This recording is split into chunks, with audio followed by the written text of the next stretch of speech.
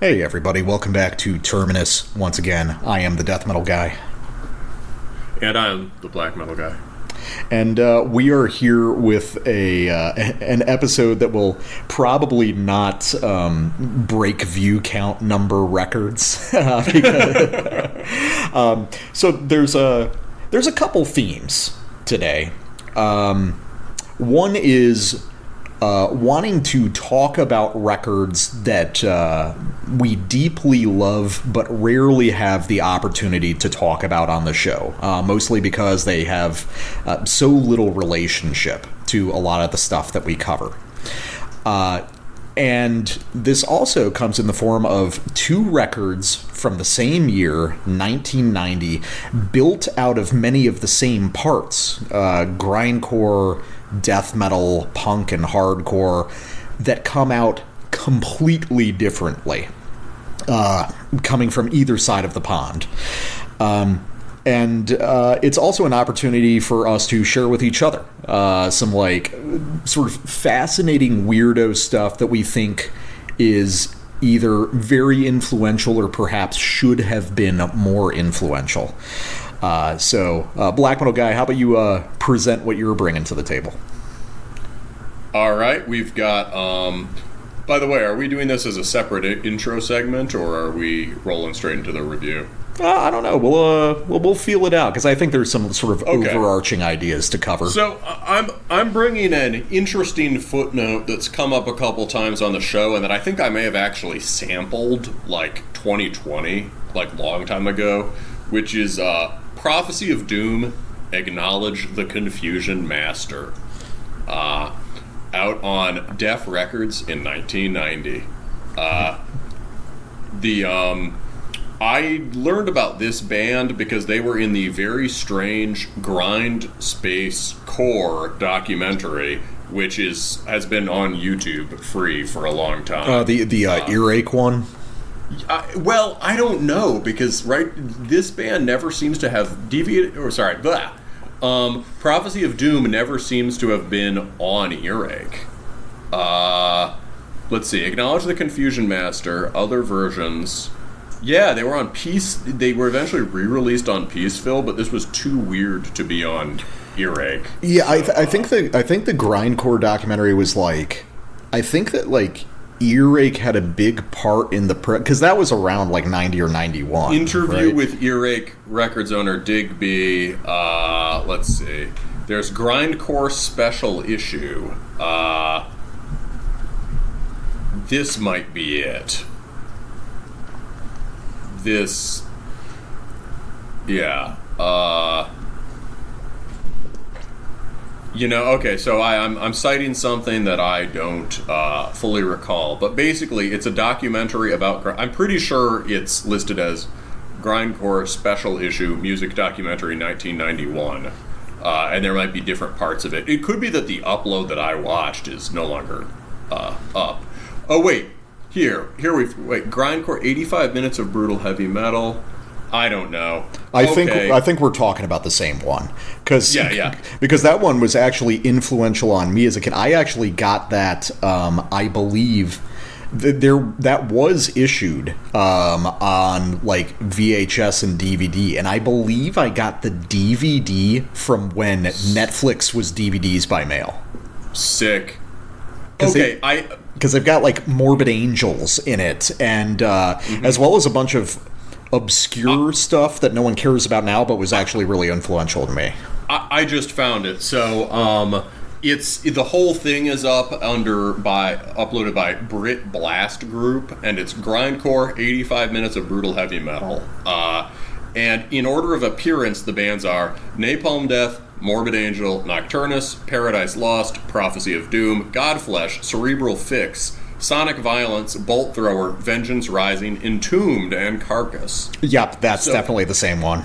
Yeah. So I think I've only seen part one, and which is maybe, I guess, more focused on kind of earache-y territory. But what's funny about this, of course, is that today we would call maybe only 50% of these would qualify as grindcore bands. And Yeah, Prophecy of Doom is one of those sort of strange inclusions that must have seemed important enough at the time to include, and have now been almost totally lost to memory. Are they a grindcore band?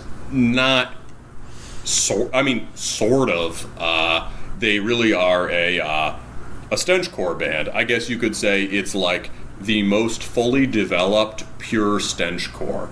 I think something about both of our records is that even though they both came out in 1990, they are in many ways very 80s in how they sound. Asterisk that for your selection. I think it's a little more complicated, but Prophecy of Doom is kind of just like if you had stench that didn't transform into death metal or grind or industrial, if it didn't become the Peaceville bands, Bolt Thrower, Godflesh, whatever, or Napalm Death, and just remained stenchcore, but got a little more developed, a little more complex riffing or whatever, you would just get Prophecy of Doom. So it's grind adjacent, it's extremely ragged, and it has a lot of really brutal mosh riffing that is pretty ahead of its time. Yeah. As an aside regarding that grindcore documentary, if you haven't seen the whole thing, check out the band Sonic Violence if you're not familiar with them. It's like, what if Godflesh was played by drunk skinheads? It's some of the most singular shit in the world. It's so wild. I would love to talk about them on the show at one point. That sounds awesome. Yeah, it's really good. Okay, so from the American side of the equation, I am bringing on Righteous Pigs Stress Related, released in 1990 on, wait for it, Nuclear Blast Records. What a fucking... No wonder nobody remembers this. Yes. So Righteous Pigs was a Las Vegas band who could be called any number of things. You could call them a grindcore band, a death thrash band, even a hardcore band. But I would say that the aggregate, I would sort of pitch them as a kind of very riffy power violence band in a way. In terms of mood.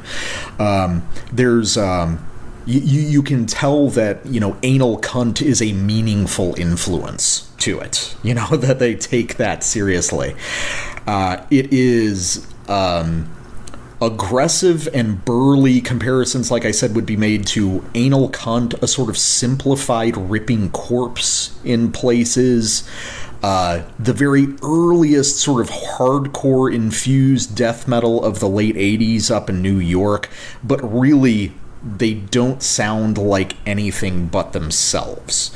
They're a band that has been almost completely lost to time, except that the tendrils of their influence extend very, very far, much further than most people are aware.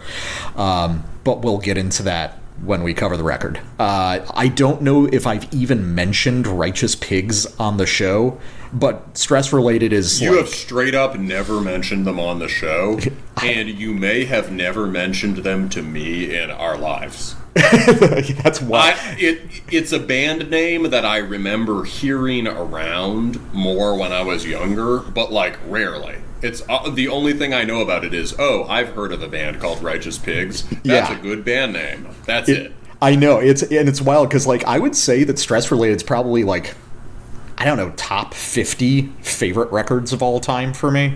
I don't know where it would place in there. These are generalities, but the thing is, now that you've heard it, what route of conversation do you need to go down to get to a recommendation of Righteous Pigs? You know what I mean? Yeah, for sure. I mean, there's basically nothing. We would have to be talking about power violence, which is not something we talk about. Yeah, no, it's really not. But it is, in my estimation, one of the greatest power violence records of all time. So, I think there's some interesting comparisons we're going to draw out. I think that there's... I have a pet theory that one of the nice things about this pairing of records is that it really explicates the differences in how punk and hardcore played a role in extreme metal in either the US versus the UK.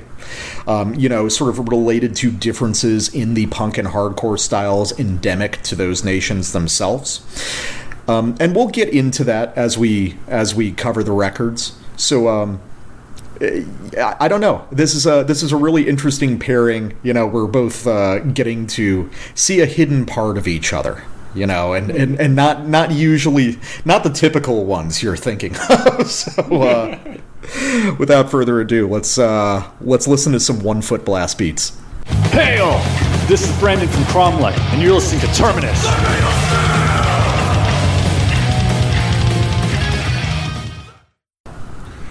All right, and we are starting in with Prophecy of Doom's Acknowledge the Confusion Master. This is on Def Records 1990. I just said that if you listen to the intro, but how many people actually listen to the intro? I think a lot of people. I think our fans probably do a lot. Well, we hope you're listening to the intro, guys. If you do, you can enjoy about 15 full seconds of me trying to find something on YouTube. If not like much longer than that. And you can also not hear me plugging that if you like this material, you should support us on Patreon. $5 and up gives you access to the Terminus Black Circle, where we have various discussions. Stop. We're in the review now. Okay, fine. Yeah, give us money. I think to start, I just want you to read the first line of your. So the death metal guy has never heard this record. This is his reaction. I just want him to read his first sentence in his notes. Oh. There's no way this band could survive another album like this. because there fucking isn't, dude. Yeah. Well, the funny thing is, you know that you're guessing that you said you guessed their second album, Matrix, is more conventional. Mm-hmm. I haven't heard of the second album, but apparently it's much weirder. Oh, okay. It's them doing they're doing something, moving more towards the Peaceville Death Doom sound apparently, but it doesn't really sound like that. The Only Metal Archives review says it sounds like Swans. Okay. So basically, Prophecy of Doom were a band committed to being extremely weird, this is maybe the last and most developed pure stenchcore record, aside from, I guess, successive retro projects, maybe the first of which was Dystopia in the US.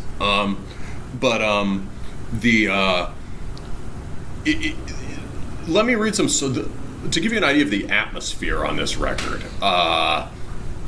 Just as sort of like, if bands like Amoebics were pushing punk towards this sort of darker, more pagan, metalish worldview. Prophecy of Doom does that too, but in a somewhat different way. This is, rather than being the usual kind of political fare for the anarcho-punk scene, this is kind of like para-political. And the vibe I really get here is young Alex Jones at the No WTO rally. It's so let me read some track titles. Prophetic Believers Prepare. Insanity Reigns Supreme. Hybrid Thought. Earth Reality Victim. Rhetorical Fusion. Prophetic Believers Prophetic Believers Act. Oh, they prepared first, now they're acting. Rancid Oracle. Calculated Mind Rape, and the title track, Acknowledge the Confusion Master. Obviously, the Confusion Master is probably not our friend. Basically, this is the truly sort of... this is when you've been smoking so much weed and doing so much acid that you are schizoaffective, basically, in your waking life. And it reminds me of a time my buddy took me to buy weed in Los Angeles, and we pulled up to his dealer's house, and the guy and his girl were like raising snakes, and there were like a bunch of snakes, so we got to meet the snakes, and the guy had a grief patch, and he was really into Alex Jones. And my buddy said, "Okay, man, before we go in here, don't talk about like the devil or anything, because they think that like they're like really not into the devil. They think he could be like they think the beast can be summoned from underneath Washington D.C." Dude, bring back scary weed dealers. Legalization ruined everything. No, he was a super chill. He was like a small, super chill, probably like half Mexican dude. Not like he did not have a threatening presence, but he definitely owned a lot of guns. I was about to say, this guy, you just said, like, as soon as I heard weed dealer raising a bunch of snakes, I know that that's filled with fucking firearms. Oh, yeah. There were a lot of firearms, I'm sure. No, he was a super chill dude. So, and he just, Prophecy of Doom, I had never met crusties exactly like that before, let's say. And Prophecy of Doom is that to a T. Nice. Apparently, one of their pressing activist concerns was freeing Tibet, which, you know, it gives you a sense they were on a more esoteric tip than a lot of people in their scene. Musically, what this really sounds like, and, you know, it's been a long time since I've listened to this record all the way through. Musically, this really does sound a lot like Deviated Instinct. Mm-hmm. But it is, I think it's just Deviated Instinct sort of more like songs kind of drawn out and expanded to a somewhat more metal frame of reference. And the guitar tone is muddier, and there's a conspicuous strangeness to the vocal delivery. Yeah, that's one way to phrase it. Yeah, how would you phrase it? It's fucked, man. Like it's like jism affected vocals constantly. I don't think that there's any non-effect treated vocals on this record. Okay, yeah, so the default vocals are, you know, sort of crust puke vox that maybe are treated. I didn't even think about that, but that's why it's good to have outside ears. And then there are these sort of gibbering goblin vocals that cut across the sonic plane pretty frequently. And the first few times that happens on the record, I'm like, you know, I was like, you can't get me. Can't get me. You know, and then eventually it happens once, you're like, what the fuck? Right? You know, if you're used enough to this music, those sort of early 90s, we're gonna really scare them tricks, you kind of take them in stride. But eventually, it's a matter of timing, and eventually they'll get you, and you'll like, it sounds like it's in the next room or something. Mm-hmm. Well, yeah, I mean, it's also because they're pushed so far in front in the production. Yes. Like, when the secondary vocals pop up, they're, like, deliberately overly loud compared to the main line. Oh, and there's also, like, really low pitch-shifted growls, too. Mm-hmm. Yeah, that's one of the most striking features of this record is the vocal performance, but because it's not just like pitch shifting and distortion. There's like a lot of flangers being used and weird delay effects. It's odd. It's definitely not the typical suite of metal vocal effects. Yeah. So, you know, that is pretty important to conveying, you know, translating the atmosphere of the song titles into the record. It sounds extremely crazed. Mm-hmm. And, you know, on a riff-by-riff basis, you have some interesting observations about the song structure. I'll just say, riff-wise, this is, even relative to 1990 for the most part, this is not the most original riff-wise, and, you know, there are not going to be many things that you isolate as, like, that's a killer riff. I think in terms of, like, overall album quality, I'm just gonna like give it up and say I think the Righteous Pigs record is a better album in a lot of respects, but this is obviously more up my alley aesthetically. Let's go to, there is one thing I think that Prophecy of Doom really, you could hear it on Deviated Instinct, but Prophecy of Doom really hammers it hard as a sort of riff type, and I think they're one of the first bands that I hear really doing this in a consistent way. and they're kind of ahead of their time in that way. So this is we're gonna pull an example from one of the longer and more ambitious songs on the album. This is structured a little more like a true metal song. This is Calculated Mind Rape.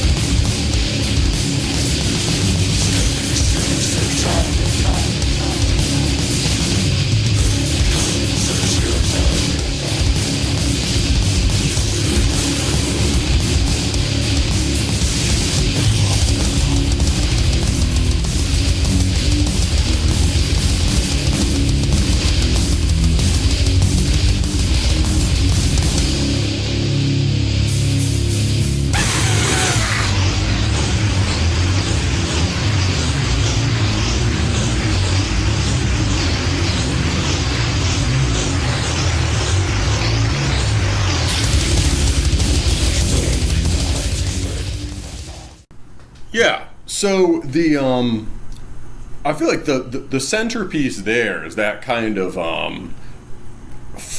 perversely funky jump to fuck up riff that happens after that, around 25 minutes in, after the kind of, they do that kind of meow mix descent, you know, just the big chromatic thing, pause, dong dong dong dong dong dong dong dong dong.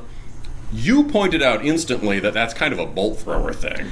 Yeah, I think that that's very, like, Realm of Chaos, or In Battle I'm way less familiar with, but I would imagine there's something kind of like that on there. They get more of it on Realm of Chaos, but it's, to me, though, it feels... I think you're right. There are rhythms like that in Bolt Thrower, and this is a couple years after both of those records. But it feels more like a hardcore delivery of that kind of thing. In part because it's simplified. The guitar tone is sort of flabbier and fuzzier. It's got that kind of staccato attack on those chords. You know? It doesn't have that contiguous smoothness of Bolt Thrower delivery. Yeah, something like that, I think. Something about this strikes me as a lot like a beat-down hardcore breakdown in a sort of different way from the way that Bolt Thrower sounds that way, I guess. I don't know. Maybe it's less unique than I think on re-listening to it, but I think that like... No, I think that it is. I think that there is something weird going on. Yeah. Because I think that, like... The sense that I got listening to this record is that it was like, it's almost like you took a record composed only of the, like, most idiosyncratic kind of interstitial parts of, like, late 80s and very early 90s extreme metal. Like, the stuff that got, like, pared away over the next few years, and you just made an album out of that. Like, I think that there are things on here. You described, like, some of the riffing as, like, kind of stock even for the time, which is true to an extent, but I think that it sort of sounds more unique because those riffs simply don't exist anymore. you know? Right. I guess since I'm comparing it to stuff like immediate predecessors and contemporaries, right? But yes, a lot of these riffs don't. So that kind of groove riff, you hear in something like, Dystopia, and I think also in shit like nu metal.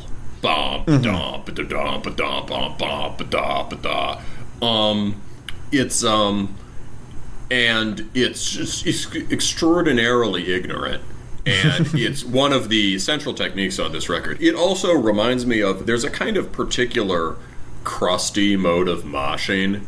When I saw Deviated Instinct, there was a guy with, really long smelly dreads who was basically, there wasn't much of a proper pit, but there was a pit that included just him, and he was almost doing cartwheels across it. Just like extremely heavy, hammer-fisted circular motions that were kind of like agile and dancey in a hippie way. Yeah. It was very cool, and it's that kind of extremely, crushingly heavy rhythmic motion that this record evokes for me. I get that. There's still a sort of like strangely like danceable in like an actual dance sense quality to this record. Yeah, there's a kind of there's a groove to it and a looseness that is uncommon in a lot of the things that were not groove, right? Because that's in Bolt Thrower, but there's a looseness to it that is like dancey. Well, yeah, but these like specifically these sort of funky, slowed down, syncopated arrangements are that, like, if we're gonna isolate a single thing as being like pretty unique to this band and record, I would say it's that, because I can't even think of like, there's not even really contemporaries around that type. You see, maybe what makes this unique is not riffing so much as like the rhythmic impetus and stuff like that. Yeah, I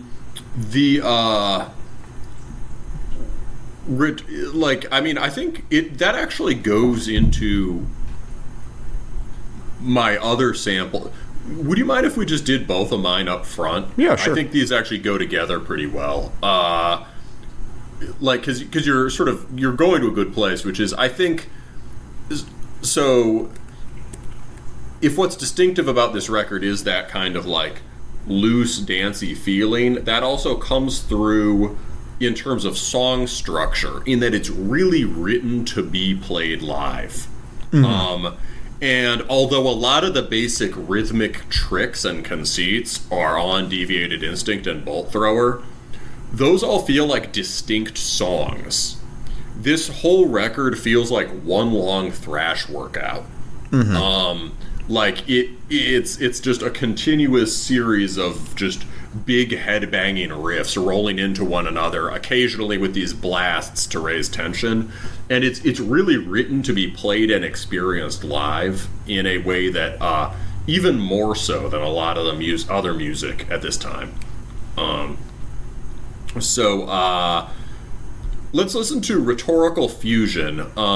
Another thing that you use to describe this record, which I think is hilarious, is its quote, complete disregard for aesthetic standards. Yeah. Rhetorical Fusion, this riff will be familiar to you if you've listened to Scum, or if you've, by Napalm Death, or if you've listened to the classic Deviated Instinct stuff. You will have heard, and the classic Bolt Thrower stuff also. By 1990, basically, the centerpiece riff on this song was not unique. But count how many times you hear it.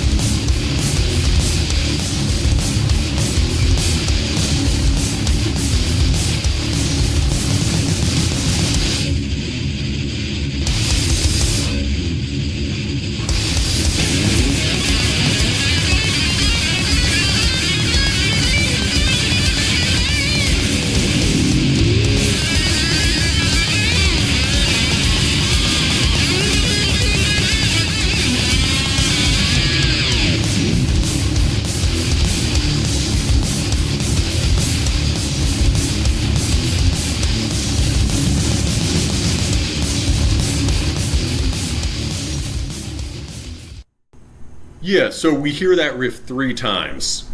The entire song is basically a delivery mechanism for that one just barreling chug riff. And, it's pretty close to the slow riff from Siege of Power or to any number of bolt thrower riffs. But they just foreground it in a way that even those other bands don't necessarily do that. And they repeat it more than is strictly necessary for the song. Yeah, you would hear this riff in an early bolt thrower record, but it would just be they would play it twice to get somewhere else. Yeah, it's like the and the funny thing is after this they do another kind of the music sort of collapses. They do that grindcore thing where it sort of collapses and then winds up. And then they do just another one of those sort of funky Jinko Jeans type riffs, different from the middle of the one you heard in the middle of the song. So it's really like the whole record is this kind of continuous riffola that doesn't necessarily stand out in the way that music written for record does, but it's all written for moshing. I think that's the thing that really sets it apart. Deviated Instinct is extremely moshy music, but there's these singular songs. Bolt Thrower has singular identifiable songs. Prophecy of Doom is basically like written as pit music, and that might be why it's ahead of its time. It's because once hardcore once the more minimalist side of hardcore, like metalcore, passes you pass the mid-90s, you get into 2000s, there's a lot of hardcore songwriting is really just about delivering pit riffs. Mm-hmm. And I think Prophecy of Doom is already doing that. So there's a lot that connects it to much cleaner sounding American metalcore stuff. Well, I think that's something you're also hearing is that, like, I think that's something you hear in a lot of this, like, late 80s, extreme guitar music, early grindcore, certain kinds of, like, crust and hardcore, is really, like, punks encountering the riff form and sort of, like, playing around with it in their own way that doesn't necessarily jive one-to-one with, like, how they would be employed by metal bands. You're right, and actually, I think that's true of both these bands. I was going to say that about Righteous Pigs, but it's true here, too. It's like, maybe that's the thing. It's that their influences, maybe because Deviated Instinct and Amoebics and stuff are inventing these types of riffs, they come closer to a metal way of writing them, where individual riffs have a sort of distinct quality about them and something like catchy or tricky or memorable. Whereas Prophecy of Doom is playing these various techniques of crust and proto-death riffs in the way a hardcore band does, like a sort of a D-beat band or any kind of hardcore band, where what's interesting isn't the riff, it's the riffing. Yes. And it's weird to hear that when the riff is this kind of thrash phrase that's elongated for like 8 bars or something.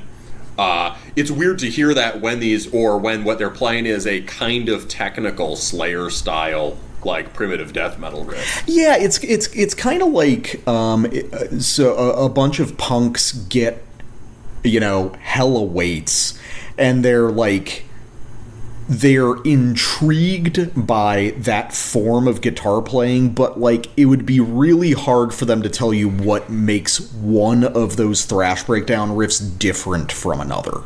Like, they're picking up more on the broad contour of the idea than, like, the notation itself. Right. I think that's true. I think that's...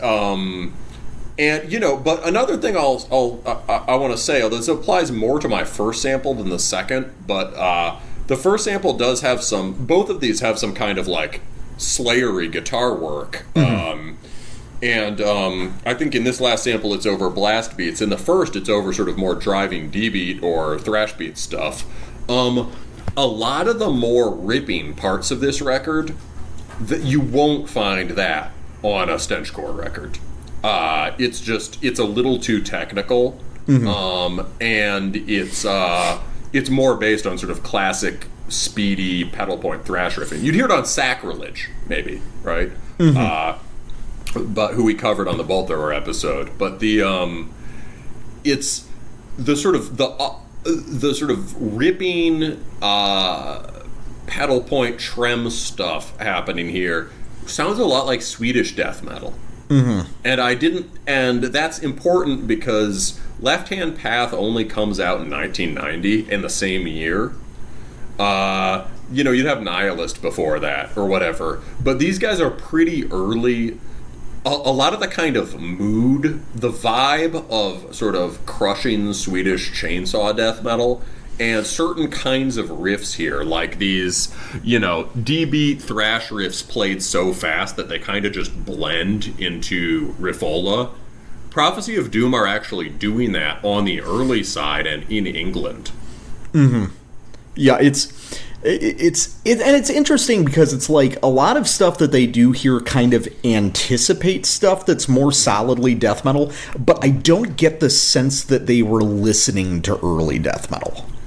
No, nothing aside from Bolt Thrower or whatever. They might have been listening to, I don't know, right, Entomb showed up in the same documentary. I wouldn't be surprised if they'd heard Nihilist or whatever. I don't know though. You could be right. None of it really sounds like true death metal.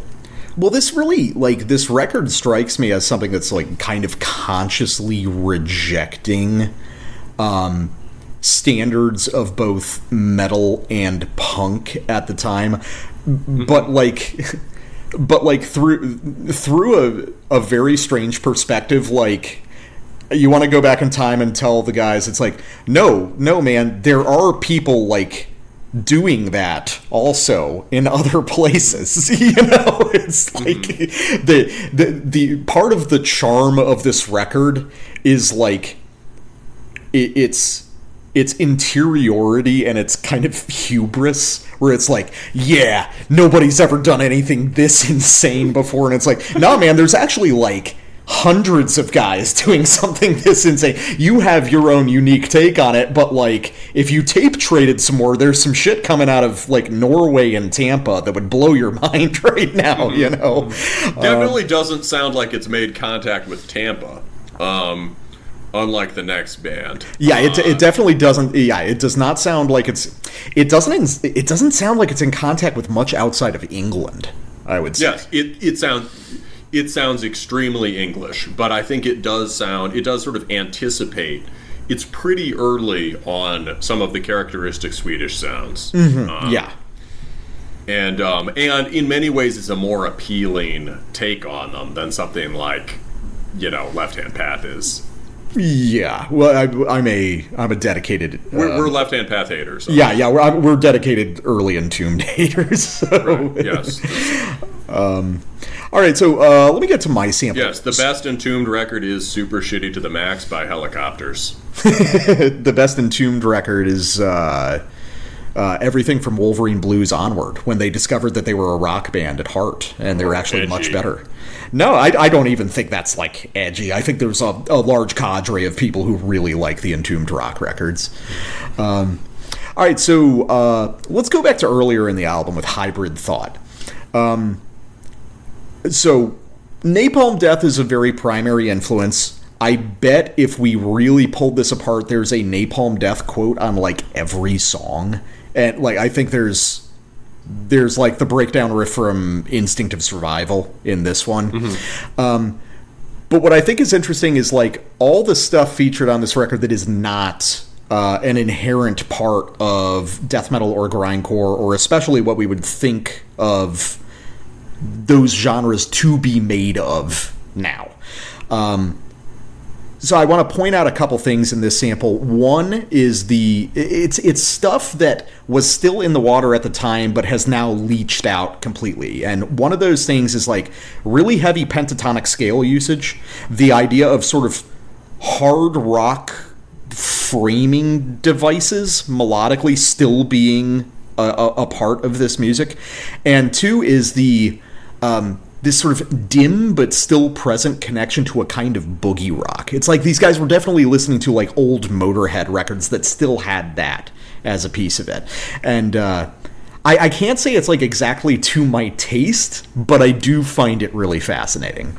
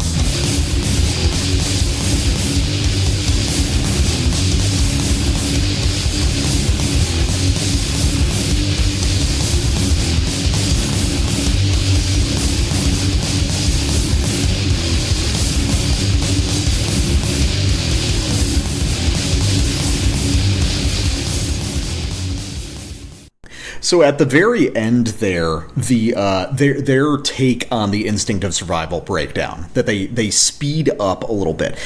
It's not an exact quote, and what they add to it is this kind of like swinging like old time rock and roll delivery with that little like false triplet at the end of the phrase.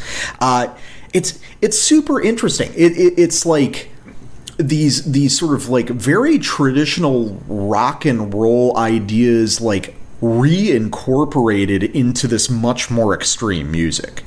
Whenever we talk about rock in as a part of extreme metal or certain kinds of extreme punk, what we're really talking about largely is like hard rock from the 80s or even 90s in some cases.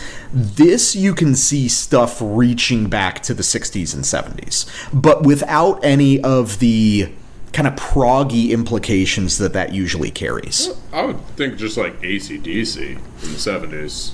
Oh yeah, definitely AC/DC, except this is delivered so fast. I'm thinking more in like Chuck Berry territory. Oh, kind of like the Rama-Lama thing. Mm-hmm. I can hear that, even just the bend, the bwah, bwah, bwah. Mm-hmm. I mean, that's those kinds of bends are pretty built into British hardcore technique, mm-hmm. But, I think from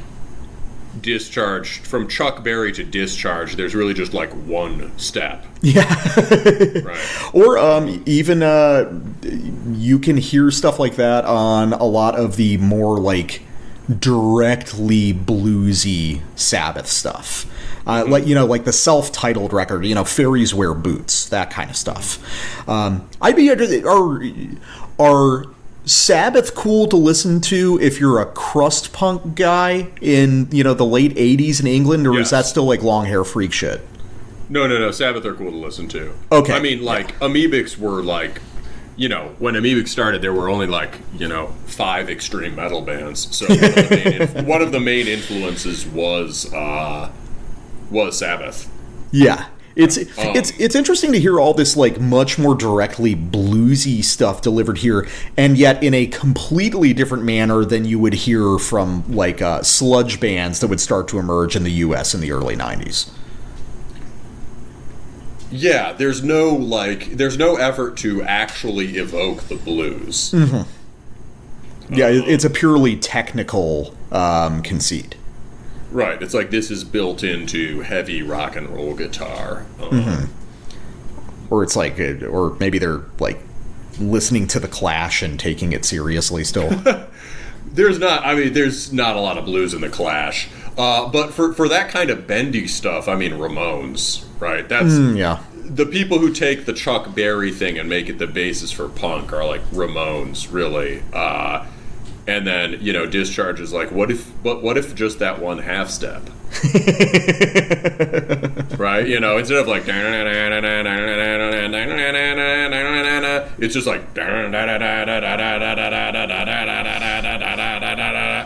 I'm kind of surprised to hear you say that with some affection. I would assume that you were a Ramones hater.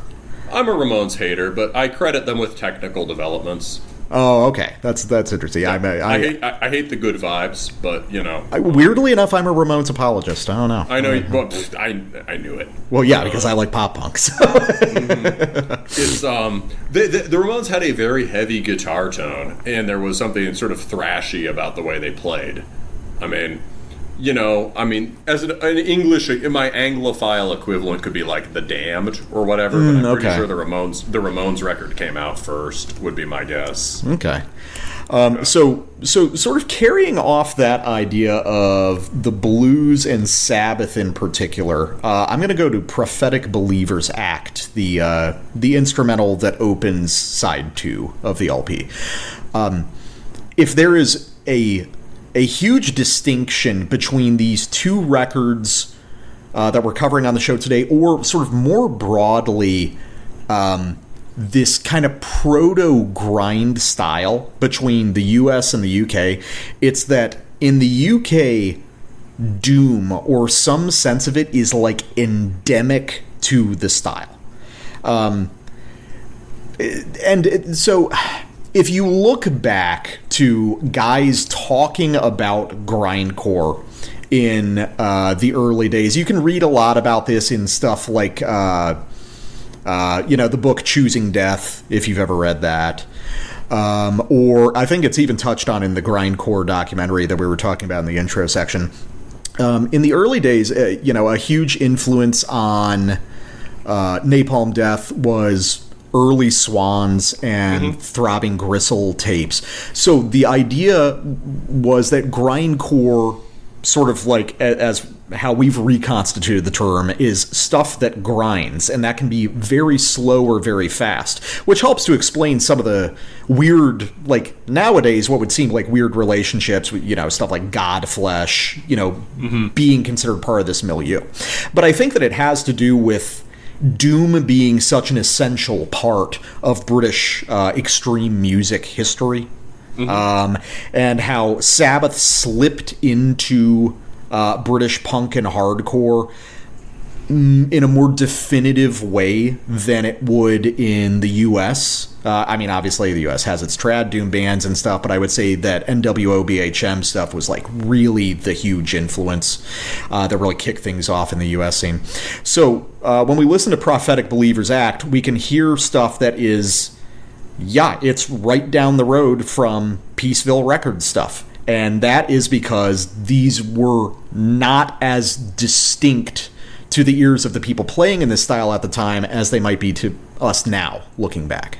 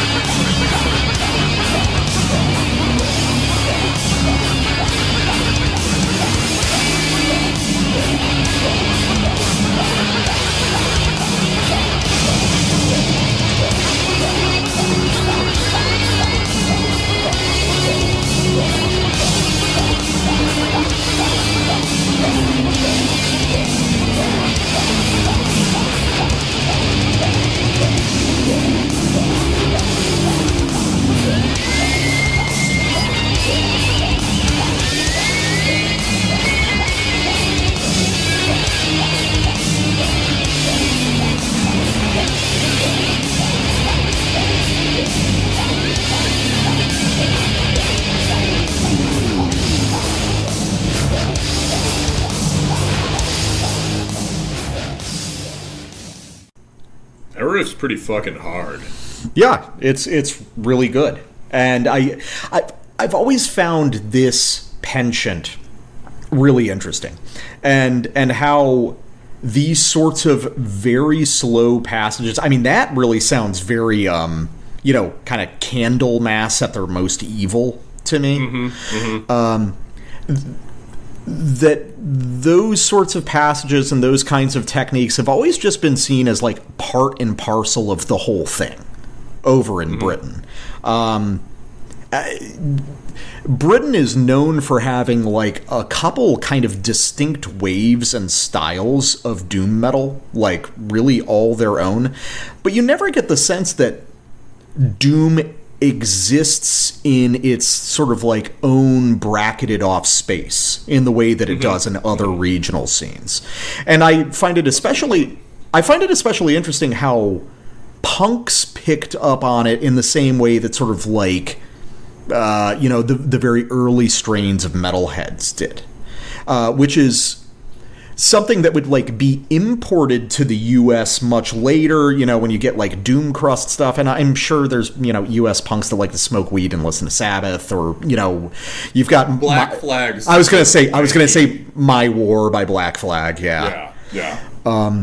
It's but just like a much gayer version of that idea. I like My War. It's actually the Black Flag record I probably like the most. I know I have no taste in punk. You know what? To be fair, it's been years since I've listened to that era of Black Flag. Maybe I'm talking through my ass, but you wouldn't like it anymore now. Don't worry. Yeah.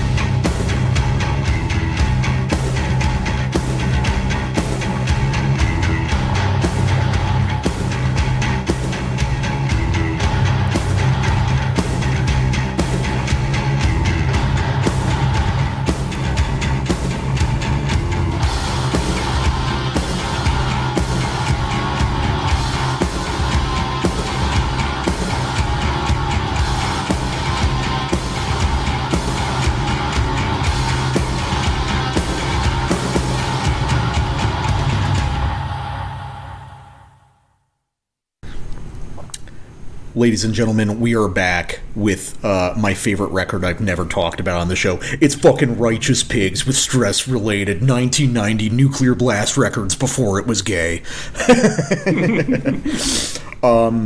What a wild and weird record that kind of sounds like nothing else out there, but upon listening to it closely, seems to be like brimming with potential, like that has still not been realized. You know, we're 35 years on from this record being released, and I still think that there's specific, like, technical and songwriting lessons to learn from it. A little bit of my history. I don't know how I stumbled across Righteous Pigs originally, but I've been listening to them since I was like 14, actually. Especially, Whoa. yeah, this is like a long time band for me. It's like the kind of thing that you find when you're like, what's a grindcore band? Yeah, and that's probably how I did. You know, this is the sort of band that would have been talked about a lot more in the early to mid 2000s, but has just kind of worn away and become a footnote in the history of grindcore. But I think that they were actually pretty important. So Stress Related is the second and final album by the band. Their first one, Live and Learn, was released just the year prior in 1989. It's a cool record, but the production is really shitty, not good shitty, like on Stress Related. Although it does have possibly the world's first incel song called Just Friends, which is really, really good. It has the chorus go, it's like, just friends, such a waste, just friends, show my haste, just friends, this really sucks, just friends, why can't we fuck? So it's like, we're ripe for, you know, for that to be picked up again by our red-pilled brothers out there. Describing this record is extremely difficult, but it fits into a niche that I really love, which is this primitive morass of death metal, thrash, and hardcore and grind. A similar mixture, although again with like extremely different sonic results, I would say would be Repulsion's Horrified. You know, which is grandfathered in as a classic grindcore record, quote unquote, but it's really a Rorschach test for what you're looking for. It's a grindcore record, it's a death metal record, it's a thrash record, it's an extreme punk record, all at the same time. And the same goes with Righteous Pigs. But I think that what's really interesting is that Stress Related is very much, in a sense, a grindcore record, but is like substantially oriented around sort of mid-paced mosh riffs that sound like insanely aggressive, like crowd kill riffs you would hear in certain kinds of modern hardcore. This is like way ahead of its time. This is like Prophecy of Doom in that it's proto-crowdkill music. Yeah, it definitely is. So you, Black Metal Guy, you said you knew nothing of this band except for the name. What was your reaction upon hearing this? Because this is fucking wild. It is wild, and I'm really interested from the perspective of someone who knows a lot more about early punk and hardcore than I do. It doesn't. I mean, first of all, you're right. This record does not sound like anything else. Of course, it connects to a million things, but this really is just there ain't anything like it. In terms of So let me think. Well, I can think. Thoughts. I can think of like it has a strange production. The whole feel of the record is unusual because let's contrast it with Repulsion, right? All of the same threads are being drawn on, but Repulsion is dirty, right? Repulsion is filthy sounding, ragged, kind of sloppy fast playing, and has, just a gnarly guitar tone. It's much closer to the bands they were sort of competing with, like Creator or Napalm Death or whatever. Righteous Pigs has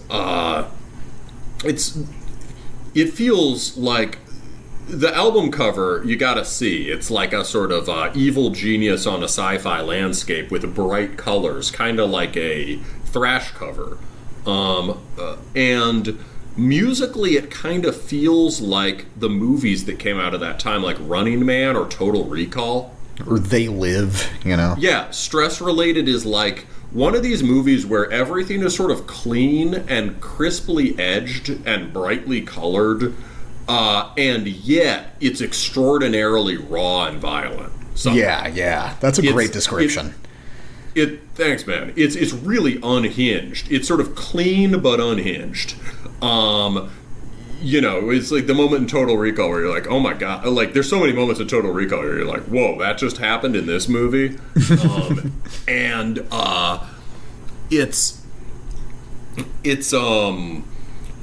So it has this, it's very unusual relative to other proto-grind stuff. And so one of the first things I'd compare it to that is also compared to Repulsion is Slaughter from Canada. Yeah, that's a good reference point. And Strapato is very similar in certain ways. First of all, I don't know what the chronology is. I think Strapato is 87. Yeah, so it's a little earlier. This is Righteous Pigs is definitely more it seems like it's developing directly from that in some ways. But basically, so let's go over some things. So, like Strapato, like Slaughter Strapato, Righteous Pigs is very influenced by Celtic Frost, but not Hellhammer. It has this sort of the crisp dryness of the Celtic Frost guitar tone and the sort of heinous mosh riffs of something like Jewel Throne or whatever, which is one of my favorite Celtic Frost song.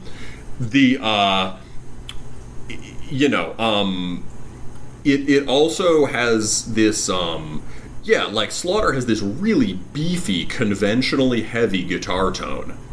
That's also like, dry might not be the right word for it, but there's a definition to it, a crispness and a chunky chugga-chugganess to it that is not on a lot of other proto-death or grind. And Righteous Pigs carry that over. This is a very mid-heavy tone. The guitar tone is like all mids. It's brutally midded out and kind of brick-walled in a way that anticipates 90s metalcore. But kind of is more in your face and weird than that. It's so it really is just like has a devastating percussive effect. Yeah, the closest, you know what it's close to is Nails. It's close to You will never be one of us has that kind of same quality, but it's like bit crushed. This doesn't feel bit crushed. It's just a continuous brick wall oscillating in your face. And it's also because they on this record they're like really allowing the clipping in a very deliberate way. The vocals are also very close to Slaughter, which are more like traditional shouty thrash or hardcore vocals. Almost like a crossover vocal on both of these records. Well, it's funny you bring that up because I think that one of the missing elements here in our sort of like trying to figure out his qualities is that I think this is much more directly related to crossover than we might see. Because you can sort of imagine how something like SOD or DRI just like carried further and with influences from the extreme metal around it kind of ends up here. I would say SOD in particular. Yeah, okay, that's true. It's like crossover kind of dead ends in relation to extreme metal, but not here.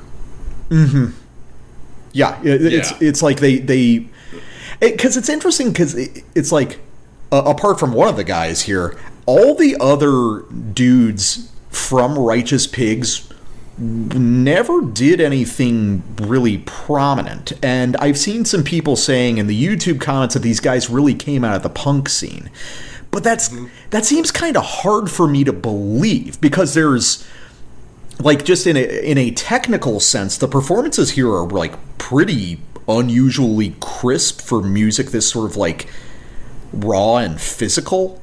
And these aren't really constructed like punk songs. Like even the short ones can be pretty complicated.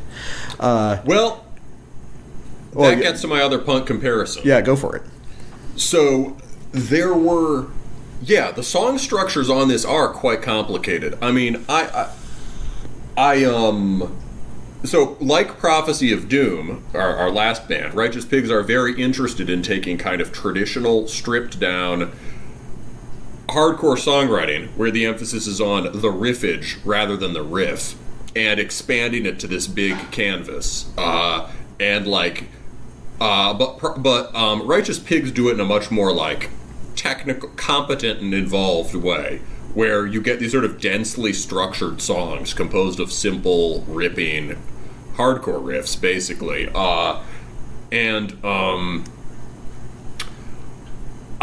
In terms of the guitar tone and the ambition of the composition, it reminds me of Poison Idea.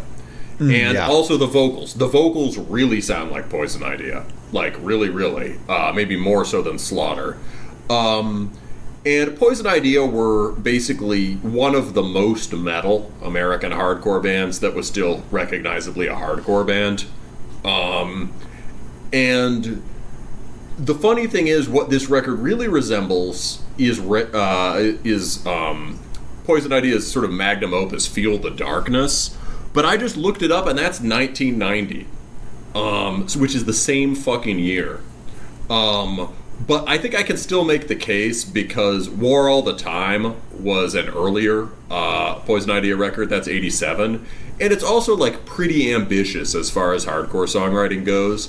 And it has these sort of dramatic songs with thought put into the lyrics. There's, like, an independent lyrical concept for each song. And although the lyrics can get kind of sing-songy, there's always something to them. And Righteous Pigs has the same lyric approach. And honestly, I think there's a nod to Poison Idea in the fucking name of the band. Because, like, Righteous Pigs seems to be referencing, like, Pig Champion. Okay. Yeah, I mean, you would know better than me. I've heard a little bit of Poison Idea, and I liked it, but it's not something I've spent a ton of time with. In terms of American hardcore both being metal and also very cleaned up and more technical, and having this kind of beefy, mid-heavy guitar tone, I think Poison Idea would be big. Okay. They're one of the first bands with that kind of modern, heavy tone. That's cool. I'll have to check out more Poison Idea because that sounds really up my alley. Like I said, I have liked some of the stuff that you've showed me before. So one last thing before we get to samples, and this is like so important and it's so easy to forget. All but one member of this band has not really done anything of note, but one has, and that's Mitch Harris, the guitarist, who people might be familiar with from a band called Napalm Death. Right, that's crazy. This same year that this comes out, Mitch Harris joins Napalm Death for their third album, Harmony Corruption, through the rest of the band's career. He is, of anyone, the primary guitarist of Napalm Death historically, and Righteous Pigs is really his first band. He was on the first couple demo tapes by Regurgitation, who later became Old Lady Drivers, which is like a sort of weirdo footnote, kind of noisy, thrashy grind band. But, like, Napalm Death sounds the way it does because of Mitch Harris. And if you keep that in mind, you can hear so much of the roots of later Napalm Death right here on this record with a lot of his own guitar techniques. Now, this won't mean anything if you're one of those guys that's too fucking cool to listen to anything after, Fido. But, like, Napalm Death's whole career is basically just strength to strength. That's an episode. Harmony Corruption is a great record. Oh, that's probably my favorite, actually. And as soon as you pointed it out that he played on Harmony Corruption, I could hear it. There's a particular kind of guitar riff, which I guess we'll wait to talk about. But yeah. Yeah, so that would be fun to talk about on the show one time, is like late Napalm Death and why you should be listening to it and taking it seriously, because they're like still one of the best bands out there. It's also that's also one of those records that comes out way earlier than you think. It's the record they're promoting during the Grindcore documentary. Yeah, it's 1990. It's the one where the death metal influence ramps up massively all of a sudden, and it's probably largely because of Mitch.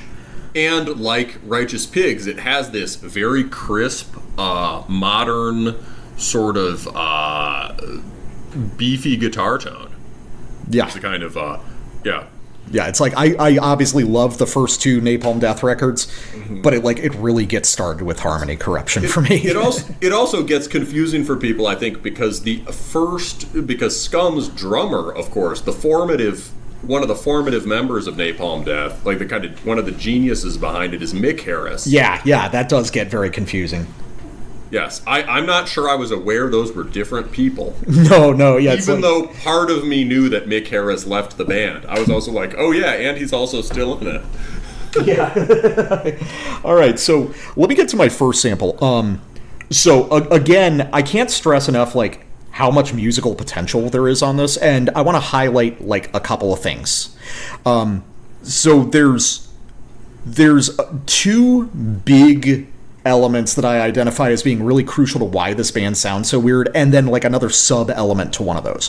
So the first one is a really weird sense of tempo, and I describe it as a low absolute BPM, but with really high note subdivisions. And related to that, a big contrast in the way that guitar and drums interact with each other rhythmically, which is really unusual. It's really not patterned after anything I've necessarily heard in punk or metal, frankly. There's a lot of parts with pretty fast rhythmic riffs with very deliberately slowed down half-time drumming behind it, which is just a technique you're not hearing a lot in either of the parent genres there. And related to that is another element, which is that because I was listening to this record the other day in anticipation of this review, and I'd never really considered it before, but it sort of unlocked a whole bunch of ideas. It does not seem that Righteous Pig's drummer had a second kick pedal. I think everything in this is single kick. So all the blast beats are single kick, but that also means that there's no fast double kick runs, period. And that's something that sort of removes it from thrash, despite the thrashiness of a lot of the riffing. And it makes me wonder about the potential... And it makes it sound less like Bolt Thrower. Yes, exactly. It makes it sound less like death metal.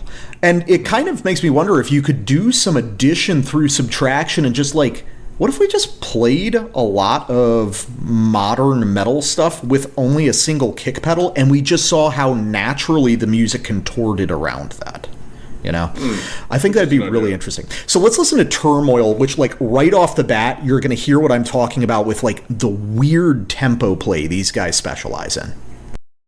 Crisis among the people, directed towards removal.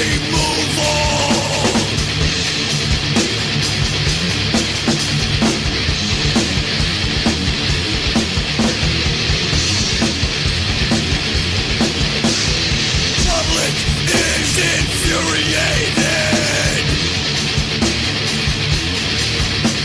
The rights have now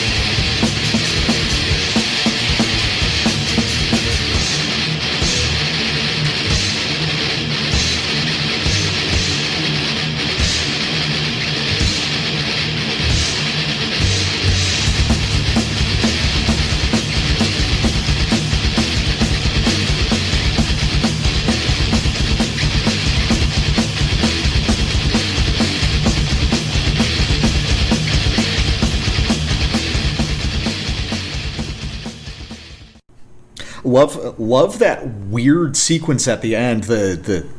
That's such a strange kind of stop-start riff going on there. It's not exactly like thrash or hardcore. It really is something unto itself.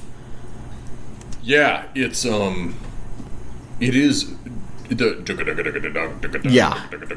Well, okay, you know what it is? This is something I wanted to mention. It's Hetfield. It's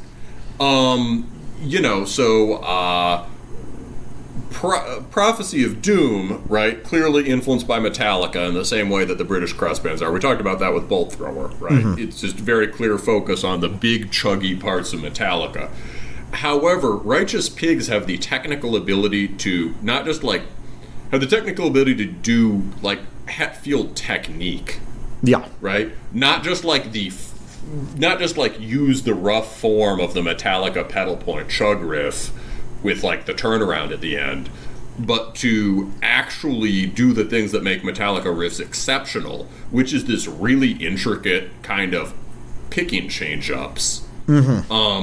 So I think that it doesn't really sound like normal thrash, but that's because normal thrash doesn't really sound like some of the craziest picking on, Ride the Lightning or Master of Puppets.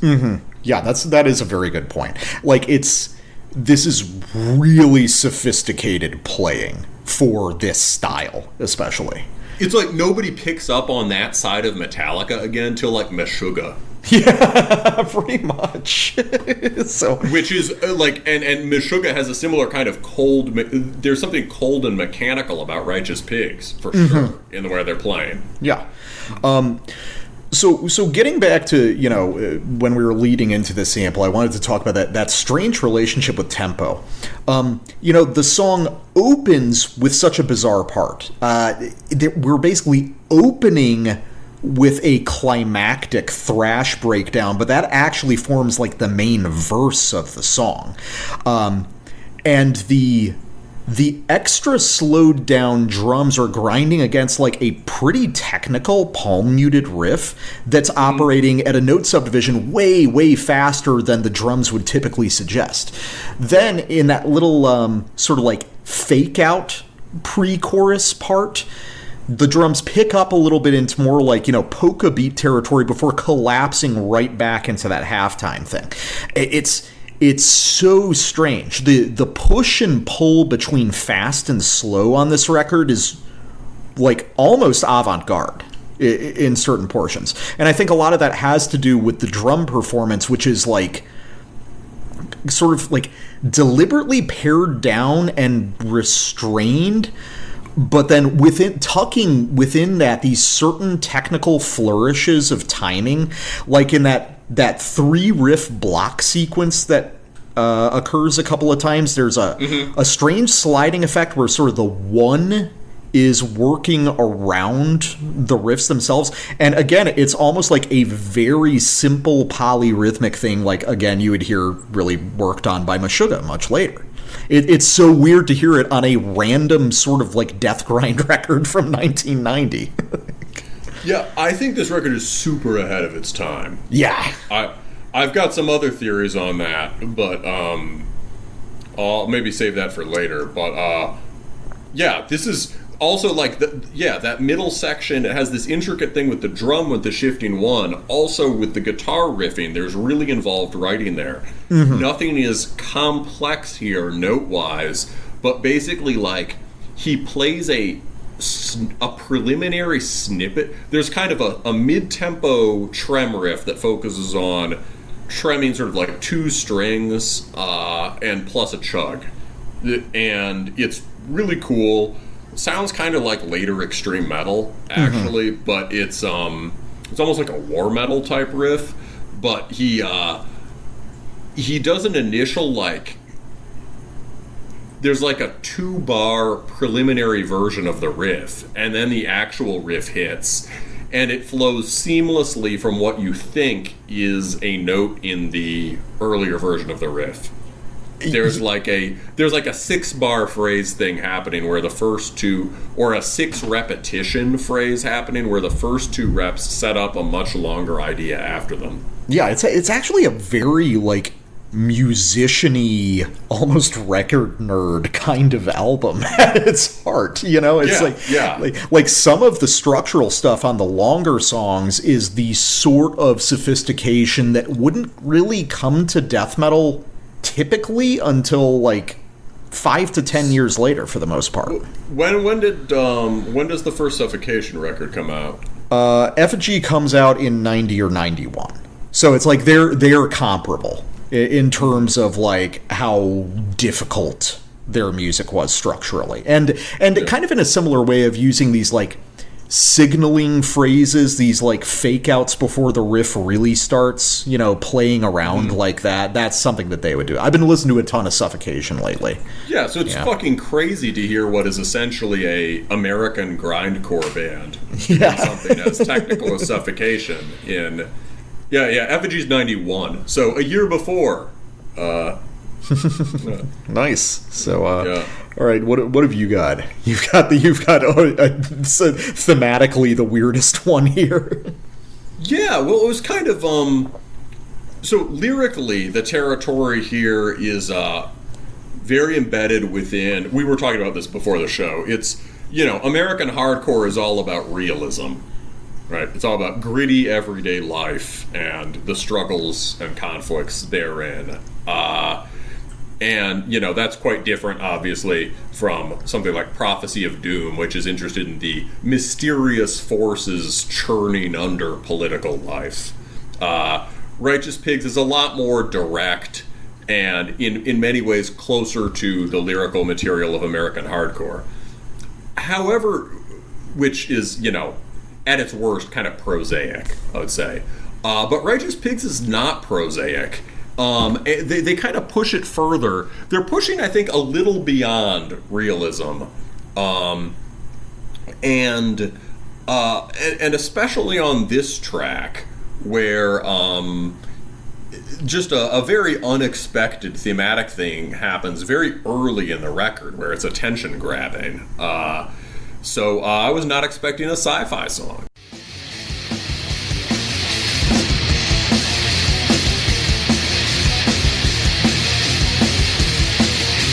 Why so much? The arm is bleeding.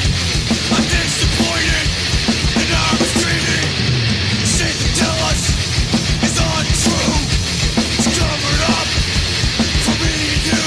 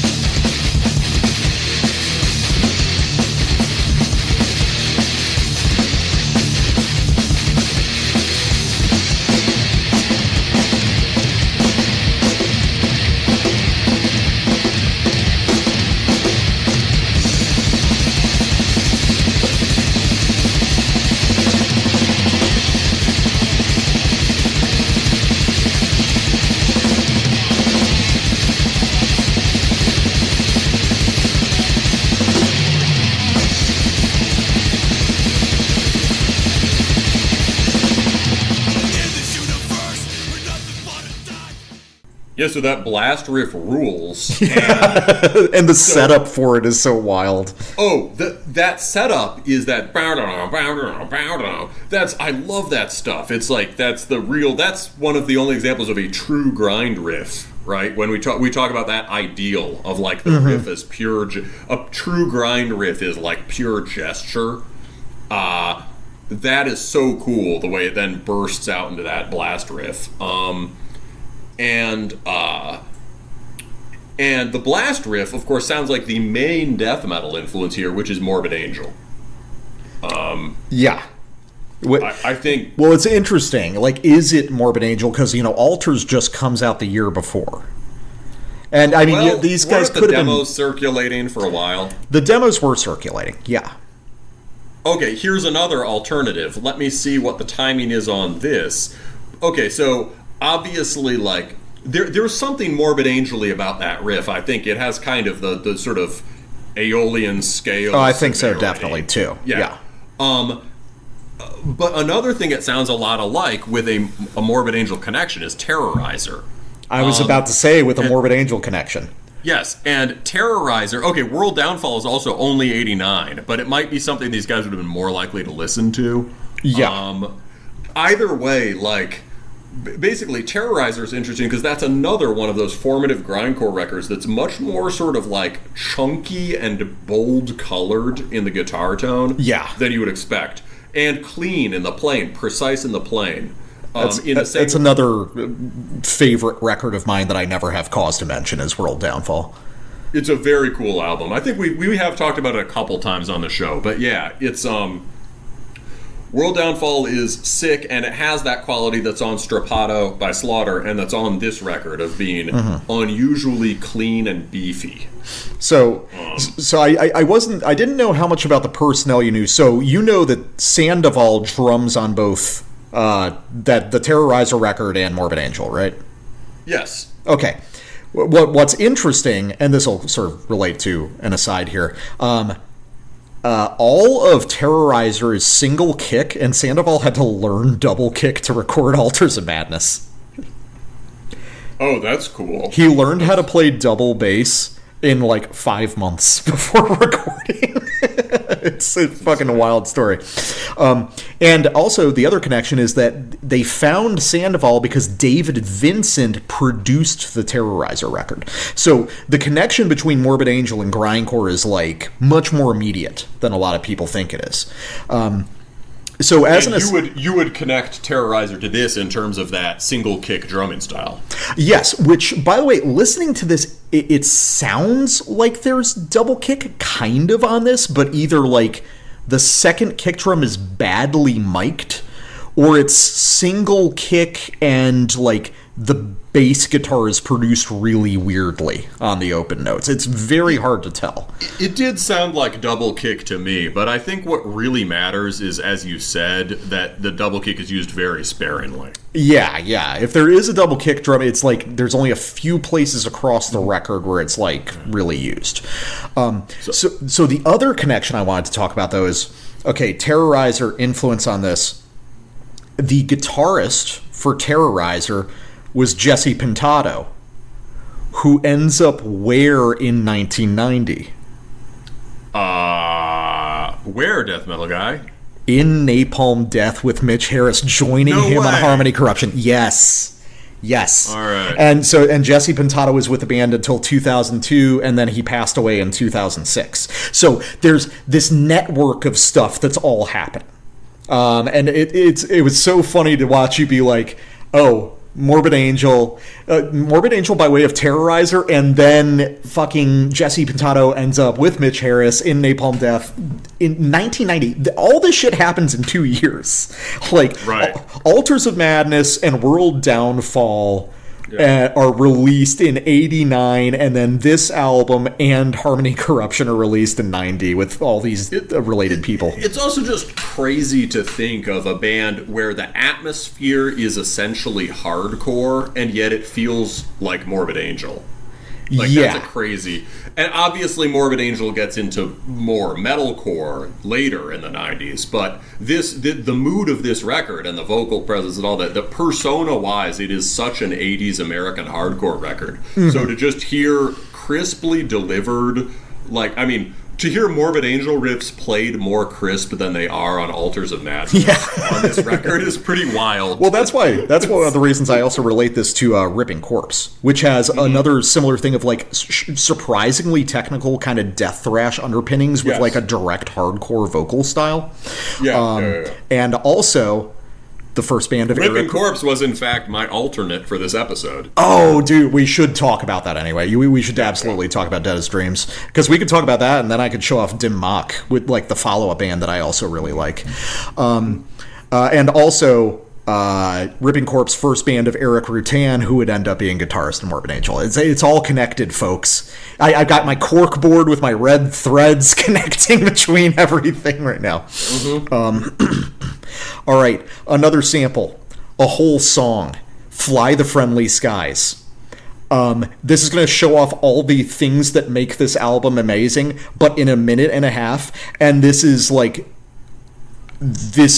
to me, one of the hardest songs ever recorded. Like, me and buddies have always had this, like, long-running inside joke of, like, you know, old metal guys saying, like, yeah, you know, Enmity's heavy, but you know what's really heavy? Sabbath. But I think this is one case where, like, Fly the Friendly Skies goes toe-to-toe with fucking anything today and wipes the floor of 99% of it. So, let's just... Dude, this whole song's sick.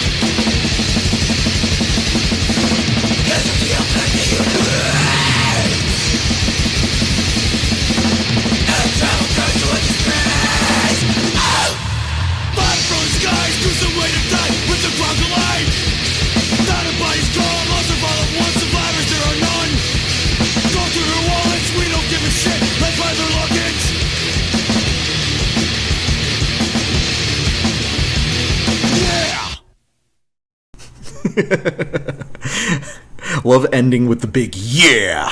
And I'm like, yeah. Does he say going through their wallets, we don't give a shit? Let's find the luggage. Yeah, it's after after an air disaster. Well, it's like a terrorist hijacking gone wrong into a plane crash. Does one of the wallets still contain the passport of one of the hijackers? Inevitably, you know, they're made of the same stuff as black boxes, folks. So if there is a Mitch Harris riff, it's that main verse and chorus riff, that sliding dissonant power chord riff. Yeah, it's almost its own kind of meow mix. It's like the most evil meow mix possible. But that's again very Morbid Angel and very grindcore, and that sort of like sliding power chord style would just become like a crucial part of Napalm Death's vocabulary. It's the crazy thing about it is the elasticity of it. There's a real sense of pulse when he does that. He's like way less interested in the note choice than in using the chromatics to make it move as smoothly as possible. Yeah, and and it gets some heaviness from the nastiness of the chromatics, but it's all about this. It's when I talk about liking riffs that are actions. Yes, that's an action riff that has no symbolic content. Yeah, and yet it's incredibly memorable. Yes, it's incredible. It's a memorable form. It's just a memorable shape. It's like pure abstraction. Oh, and as an aside for you, that riff in particular was like massively influential to me in my old Black Death band when I was doing those like dissonant power chord riffs. Oh, that makes sense. I was actually going to say, when I had my first band that played one fucking show, which was that kind of like weird stench sludge band, I was listening to a lot of Harmony Corruption at the time. Nice. And I started trying to write... I started trying to write kind of like sort of, I guess, Mitch Harris styled sort of chromatic smear riffs. Yeah, it's hard to do. With that kind of churning pulse to it, like mid tempo chromatic smear riffs. Well, it's because the secret of it is like why Mitch Harris makes it work and why it's so hard to emulate is that like Mitch Harris is actually an insanely good guitarist. It's like that phenomena when you talk about like demo tapes with inaudible production. It's only cool when the riff you can't hear is cool. It's like Mitch Harris is doing these like smeary, chaotic, almost arbitrary sounding riffs, but it's actually informed by so much technique under the surface. That's why it's so hard to imitate. Sure, yeah. And there is thought put into the intervals. Yeah, there really is. So a couple other things I want to point out. One, the drumming is just fucking insane. And yeah, I think at this point we're confirmed there is a double kick drum, but it's like very weirdly produced. This is my first time ever listening to this album on high-end headphones, which is like not how you're supposed to hear this.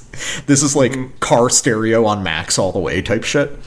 Sure, yeah. So the drumming is completely insane. It's like a loping Graveland beat he's playing during those first couple verses. 5 times the speed. Yeah, it's so weird. It's centering on the snare. I mean, I feel like the guy had to have some kind of like jazz and funk background for a lot of the stuff on here. And the other thing I want to point out is when they launch into the chorus, it's so hyper modern. The hard stop of that blast verse, the half a bar bass intro, and then launching into that huge crowd kill part. Yeah. Dude, that's like, you wouldn't hear that shit until like the mid 2000s, dude. It's so fucking ahead. It is extremely ahead of its time, and that gets to a broader point I wanted to make. My next sample basically deals with similar musical stuff, so let's just play that, and then I'll pitch you my idea. Sure. So next one, this is my sample the whole song. This one also just short song, rips. This is Incarcerated.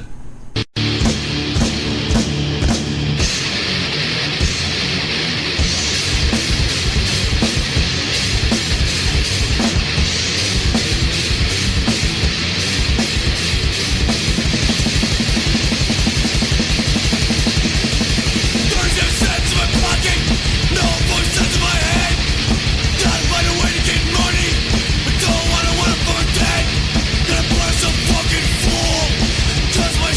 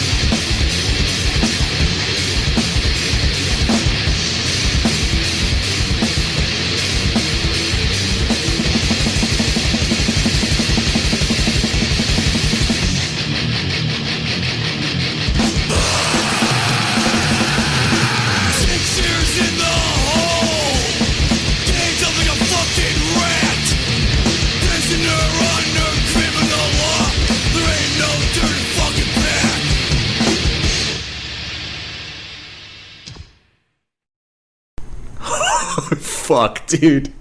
That song is so hard. Dude, this is so like, hey, when do we get the reunion tour with Cold as Life?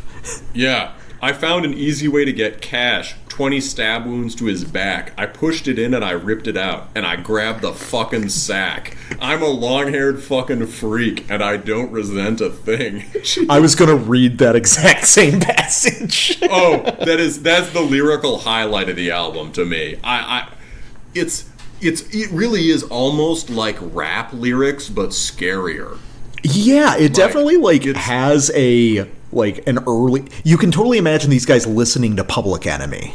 Sure, yeah, listening to Public Enemy. It's like rap. It's also like, I mean, you know, it's right.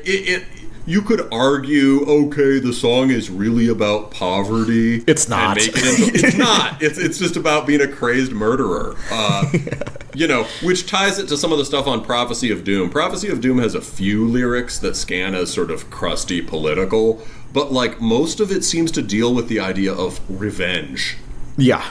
Like on a personal level. So both of these bands are taking certain ideas out of hardcore and crust punk and developing it in a much more sort of anti-social metal direction. Mm-hmm.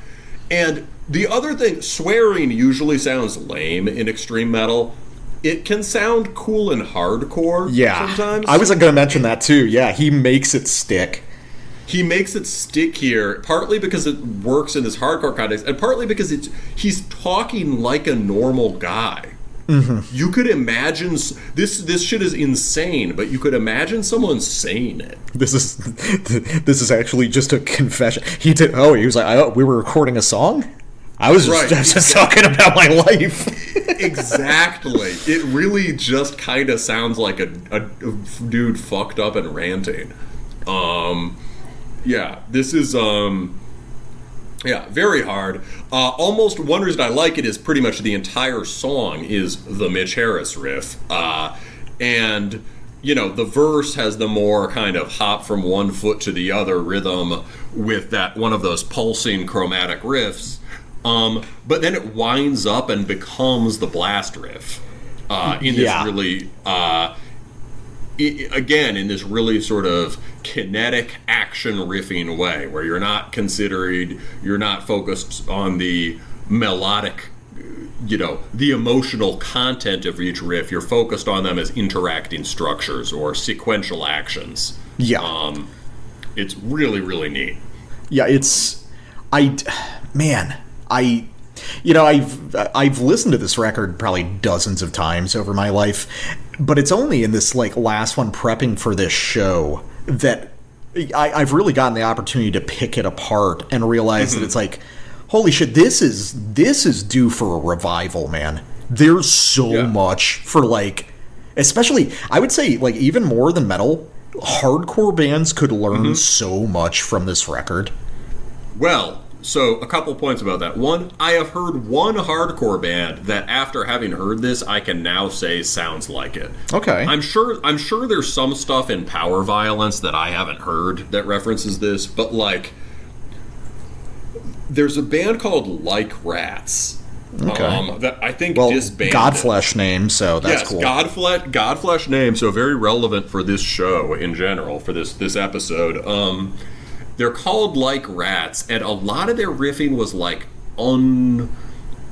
sort of this was at least their first EP and record or something. I think their sound changed, but a lot of their songs had this they were basically just like Celtic Frost riffs, but kind of played with modern metalcore production, and played in this really elastic, springy way and extremely chromatic way, even more Meow Mixy type riffs than Celtic Frost.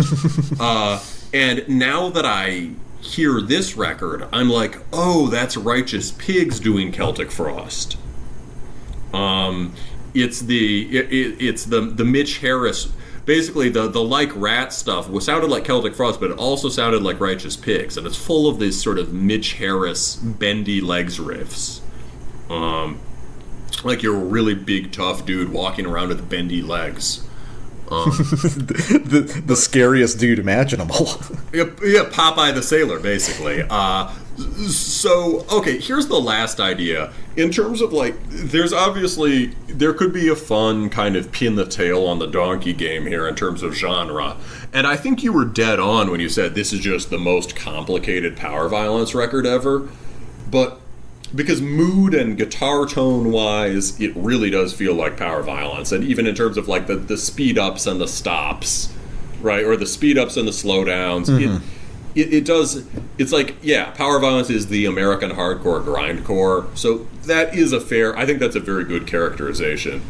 But another thing I was going to put forward is, like, is this the first, like relative to its time, relative to the hardcore of its time, this is about as ambitious and abrasive and cold as something like Jane Doe was to the hardcore of its time. Okay. Like, there's very little that you can compare this to in terms of 80s American hardcore, aside from the general link to crossover hardcore aesthetics and maybe Poison Idea. It's like a quantum leap from 80s hardcore in the same way as some of the more technically involved metalcore of the early 2000s was, maybe even Dillinger, right? Converge, Dillinger, something like that. Could you call this a very early metalcore record, not in the sense of integrity, which sounds really different from this, but in the sense of, like, it's a very early version of Baroque metal, like, yeah, it's a very early version of the most ambitious, encompassing, fleshed-out metalcore of the early 2000s. That's a really interesting perspective. I hadn't considered that.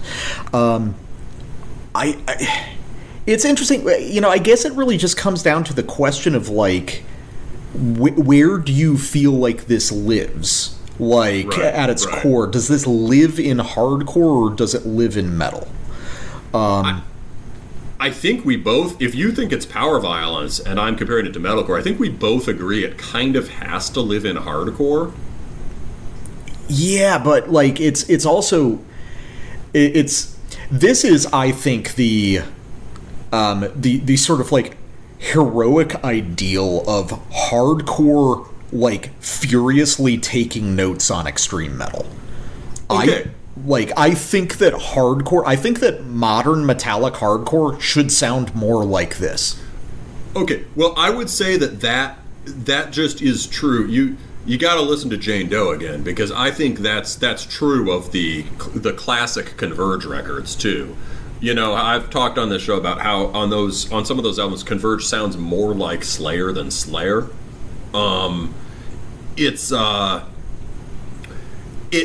It really is the thing that makes some of that more ornate metalcore stand out is that if you isolate about 50% of the record, it could be an extreme metal album. Or if you isolate 80% of the record, it could be an extreme metal album. The thing that links Converge back to sort of punk and whatever is almost the emo aspects of it. Mm-hmm. Like the fact that there is this human emotional expressiveness, and the record, like, Jane Doe toggles between sort of inhuman screeching fury and, like, sort of emotive angst. And Righteous Pigs are right on the cusp like that too, right? If you isolate that Morbid Angel riff or plenty of these other riffs, they really do just kind of sound like extreme metal. They're sort of cold and inhuman and abrasive. But then the vocals, that's just a guy yelling, right? The vocals are right. The vocals are very sort of hardcore realism, human expressive. So I feel like this record is on the cusp in the same way that a lot of those records are on the cusp.